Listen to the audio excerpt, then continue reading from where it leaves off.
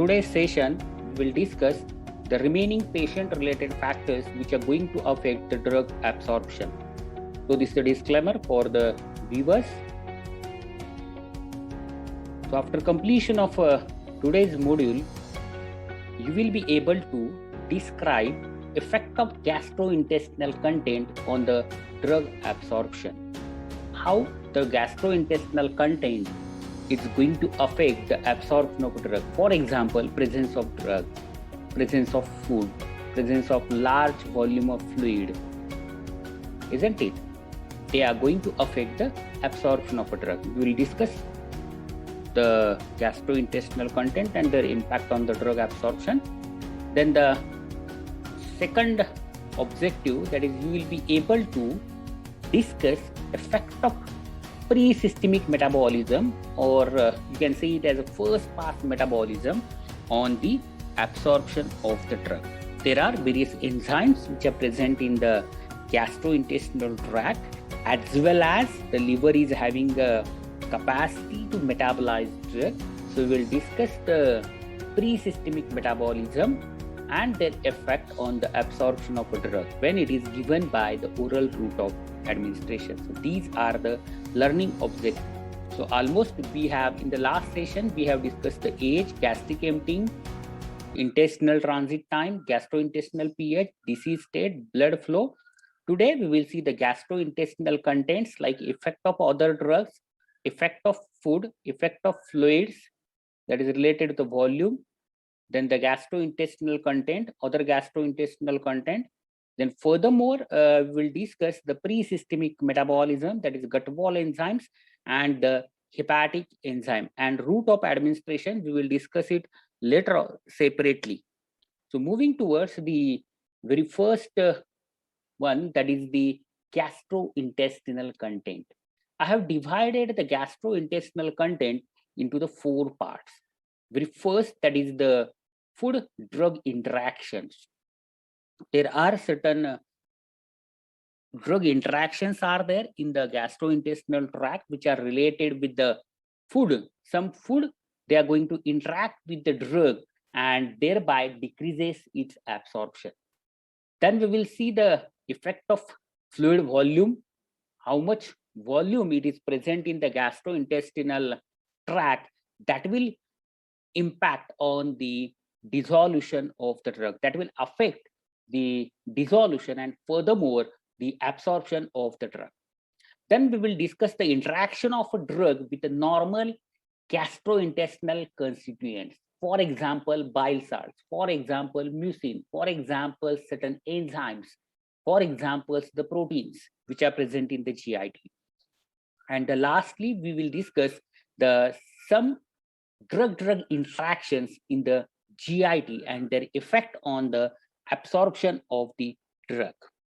So moving towards the very first point, that is the food-drug interaction. The maximum cases, the food decreases or delays the absorption of drug.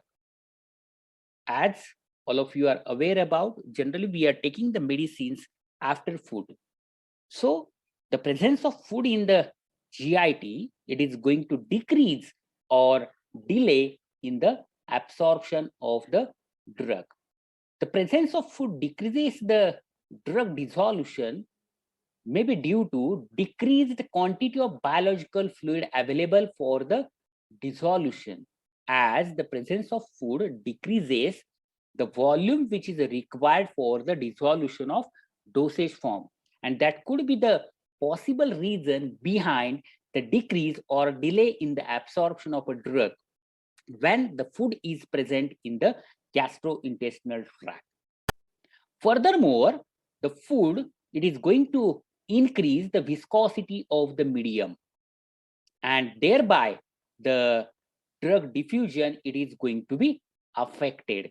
That is a dissolution as well as the diffusion from the fluid into the biological membrane, it is going to be affected by the presence of food.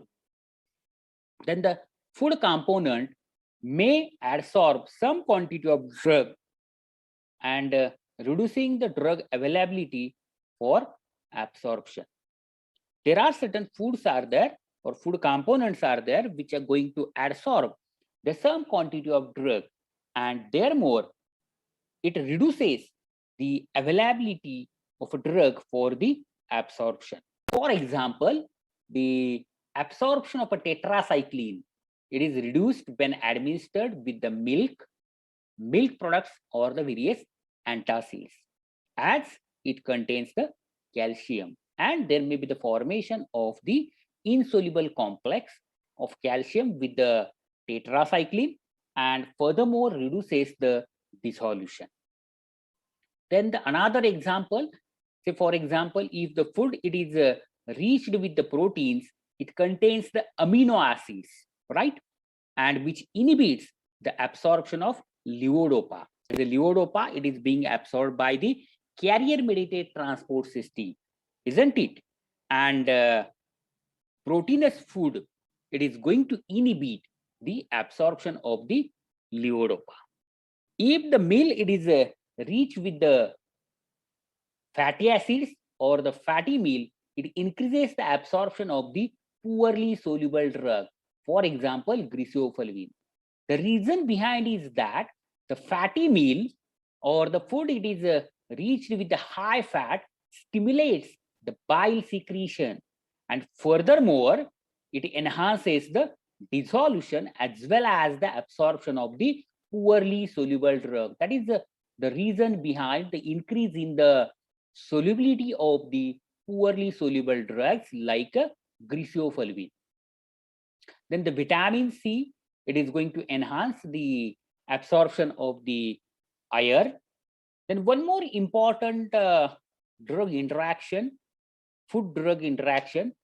So tyramine, if the patient have taken the cheese and MAO inhibitors, isn't it? What will happen? There might be the vasoconstriction, extensive vasoconstriction, isn't it? Due to the tyramine, and that may leads to the hypertension. So the tyramine, a component of cheese and a potent vasoconstrictor, can cause the hypertensive crisis in some patient who takes the MAO inhibitors and the cheese. So in all, by considering all these examples, the drugs are better absorbed under the fasting condition than the paid conditions. Let us see some examples in which the absorption of a drug it is going to be delayed in presence of food. Absorption it is going to be decreased. Absorption it is going to be increased and unaffected. In the case of the aspirin, paracetamol, diclofenac, digoxin, the absorption of the drug it is going to be delayed by the food. In the case of penicillin, erythromycin, tetracycline, and iron, the absorption is going to be decreased. In the case of griseofulvin, diazepam, vitamins, the absorption is going to be increased. And in the case of methyl dopa and propyl thiouracil, the absorption is not going to be affected. It is remains unaffected. So these are the certain examples in which the food alters the absorption of the drug. So this is about the food drug interactions. Let us see the fluid volume. How fluid volume it is going to affect the absorption of a drug from the gastrointestinal tract. As you know that if we can increase the fluid volume in a GIT, definitely that will increases the dissolution of drug.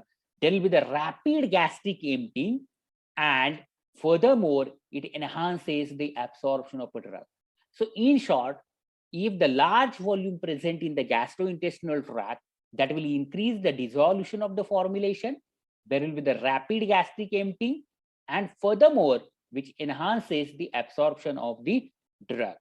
For example, the erythromycin, it is better absorbed when taken with a glass of water under fasting condition than when it is taken with the meal.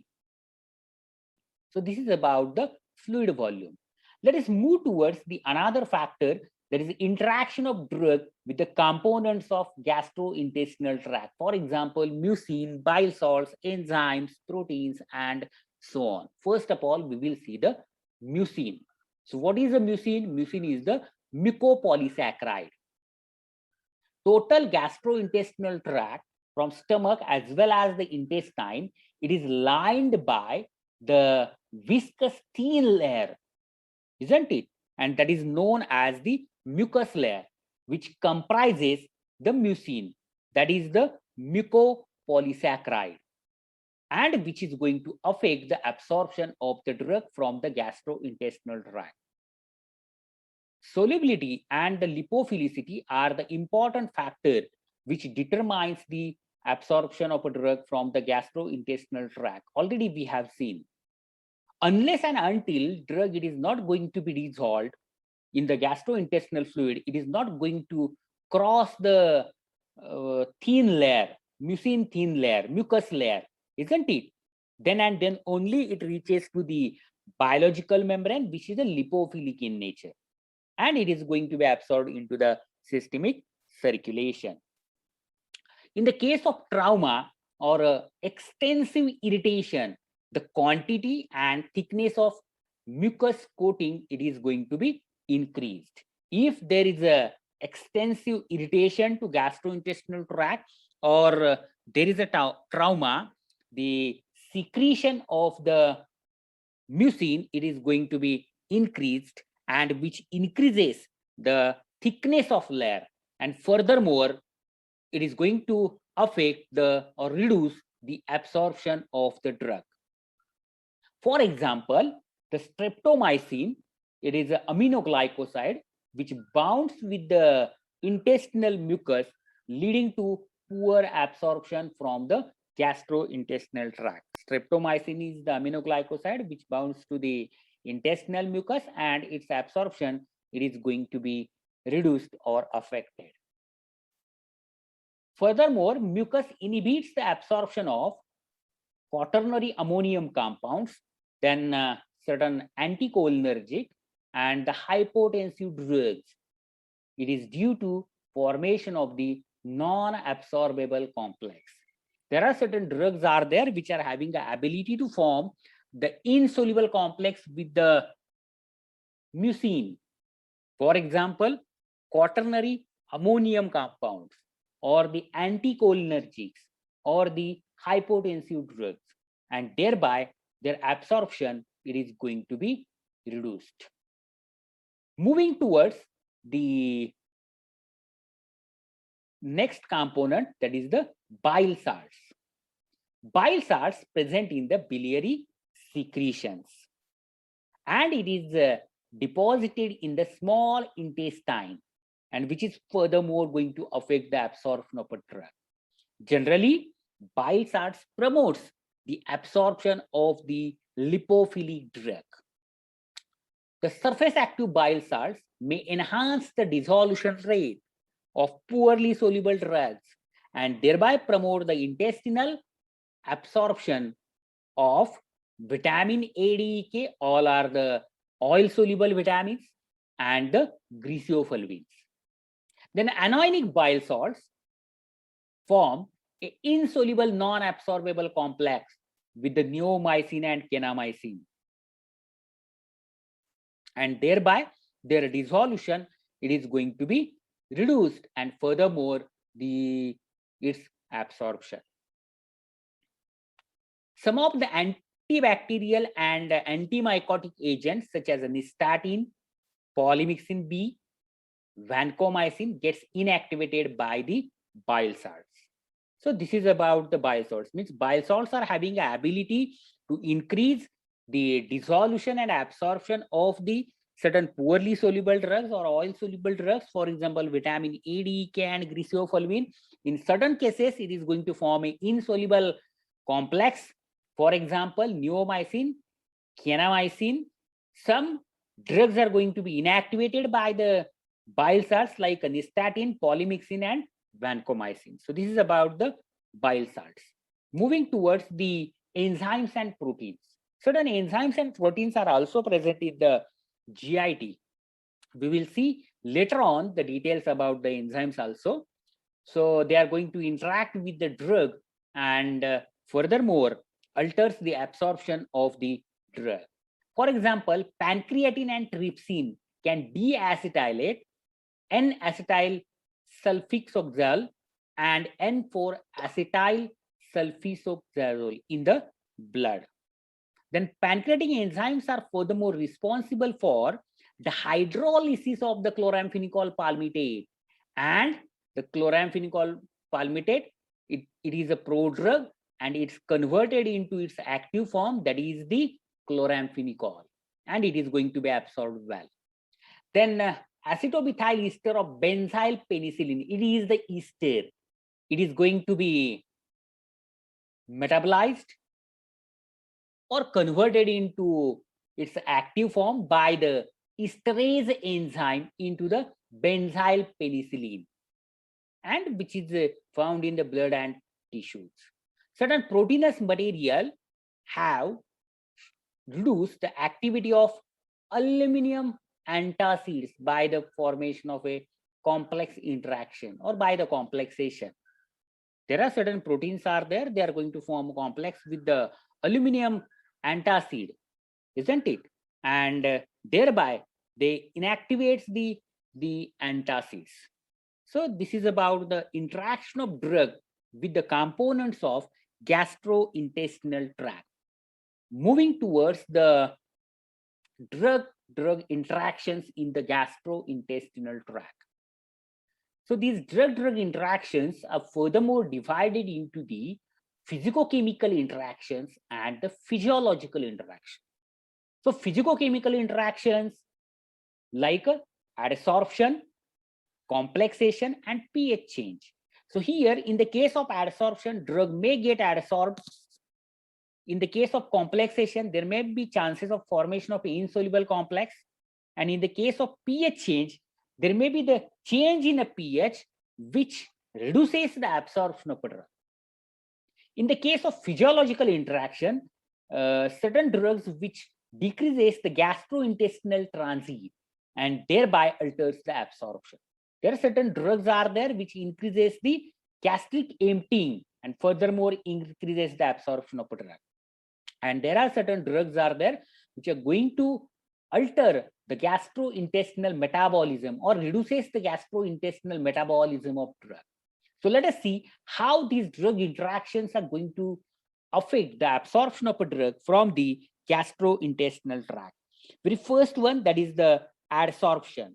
As all of you are aware about, the antidiarrheal preparations are prepared by using the adsorbents like the kaolin pectin and the attapulgite.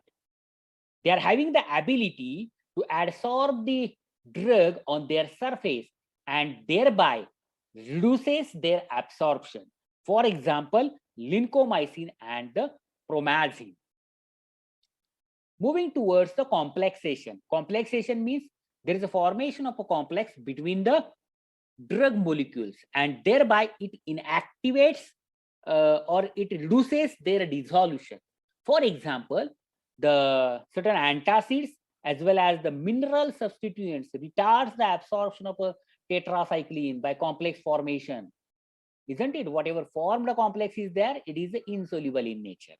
Yet another example is there, that is a cholestyramine, which reduces the absorption of the many drugs. Cholestyramine and cholestyramine binds with the warfarin. Warfarin is the anticoagulant and loperamide and retards their absorption. So in this way, the complex formation decreases the dissolution of drug and furthermore reduces the absorption of a drug from the gastrointestinal tract. Let us move towards the change in a pH.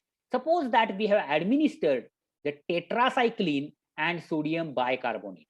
Tetracycline, it is a basic in nature. Sodium bicarbonate, again, which is a basic in nature, right? Both the things are basic in nature, and simultaneously, say for example, we have administered the tetracycline and sodium bicarbonate. What will happen? If sodium bicarbonate reaches to stomach, stomach pH is acidic in nature. Sodium bicarbonate neutralizes the acid, and the whole environment of tetracycline, it becomes a basic in nature, isn't it? And that will decreases the dissolution of tetracycline. So when we are co-administering the tetracycline with the sodium bicarbonate, results in the elevation of stomach pH and decreases the dissolution of tetracycline, and furthermore, which reduces the absorption of tetracycline from the gastrointestinal tract. Moving towards the decreased gastrointestinal transit, there are some drugs are there which are going to reduce the gastrointestinal transit. For example, propanthalin, which retards the gastrointestinal motility and furthermore promotes the absorption of the ranitidine and the digoxin, whereas it is going to delay the absorption of paracetamol and the sulfamethoxazole. So this is about the decreased gastrointestinal transit by the propanthalin. In some cases, its absorption it is going to be increased due to retardation of gastrointestinal motility, and in some cases there is a delay in the absorption, isn't it? Then the increased gastric emptying, for example, metoclopramide, promotes the gastrointestinal motility and enhances the absorption of the tetracycline, rifampicillin, and the levodopa. Moving towards the altered gastrointestinal metabolism, as you know that there are certain antibiotics are there which are given frequently, and they are having the ability to inhibit the bacterial metabolism of the drug, because all these bacteria are going to be killed by the antibiotics. As you know that the certain antibiotics, they are having the ability to kill the bacteria in the gastrointestinal tract and thereby inhibit the bacterial metabolism of the drug. For example, erythromycin enhances the efficacy of digoxin. This is about the altered gastrointestinal metabolism. Moving towards the first pass effect or pre-systemic metabolism. So what is mean by the pre-systemic metabolism or the first pass effect? So it is the loss of drug through the biotransformation by gastrointestinal tract or liver during its passage to systemic circulation. Before reaching the drug to the systemic circulation, drug it is going to be metabolized by the enzymes which are present in the gastrointestinal tract or in the liver. That is known as the first pass effect or the pre-systemic metabolism. And it is one of the challenge in front of formulation scientists to increase the absorption of a drug if it is going to show the first pass metabolism. There are 4 systems are there which are going to affect the first pass or which shows the first pass metabolism to the drug. For example, the luminal enzymes, very first one. Second one, the gut wall enzymes. Third one, the bacterial enzymes. And fourth one, that is the hepatic enzymes. Let us see one by one. Very first one, the luminal enzymes. So the luminal enzymes which are present in the gut fluid and also involve the enzymes from the pancreatic and the intestinal secretion. So luminal enzymes which are present in the gut fluid, it also involves furthermore the pancreatic enzymes and the intestinal secretions. Enzymes like hydrolysis, definitely which is responsible for the hydrolysis. So the inactive form of chloramphenicol, that is the chloramphenicol palmitate, it gets converted into its active form. Then enzyme like a peptidases, which breaks the amide linkage and modify polypeptide or protein drugs. So it is not at all possible to give the proteins and peptides by oral route of administration. But in a colonic region, peptidase is absent. So if we have designed the colon targeted drug delivery system, the absorption of a certain proteins and peptides gets enhanced by oral route of administration. So this is about the luminal enzymes. Let us move towards the gut wall enzymes. So gut wall enzymes, these are present in the stomach, intestine, and colon, and it is also known as the mucosal enzyme. For example, the stomach mucosa comprises the alcohol dehydrogenase, that is ADH, and which is going to inactivate the ethanol. Then furthermore, it comprises that is the intestine as well as colon, which comprises the phase 1 enzymes as well as the phase 2 enzymes. For example, sulfation of the ethinyl estradiol and the isoprenaline. So this is about the gut wall enzymes. Let us see the bacterial enzymes. The bacterial enzymes, the stomach and the small intestine rarely contains the gastrointestinal microflora, but colonic region, it is rich with the microflora, and we can utilize this for the delivery of the certain drugs. So whatever the bacteria, they are going to produce the enzymes, they are responsible for the biotransformation of the drug, and the drug becomes a more toxic or it may be the more active. This, the example for this, that is in an ulcerative colitis, the sulfasalazine, it is hydrolyzed by the microbial enzymes in the colon into the sulfapyridine and 5-amino-salicylic acid. So these are the active forms of the sulfasalazine, which are widely used in the ulcerative colitis and which is being biotransformed into the sulfapyridine and 5-amino-salicylic acid in the colon by the colonic microflora. So this is about the bacterial enzymes. Let us see the hepatic enzymes. As liver, it is having a capacity to metabolize the so many drugs.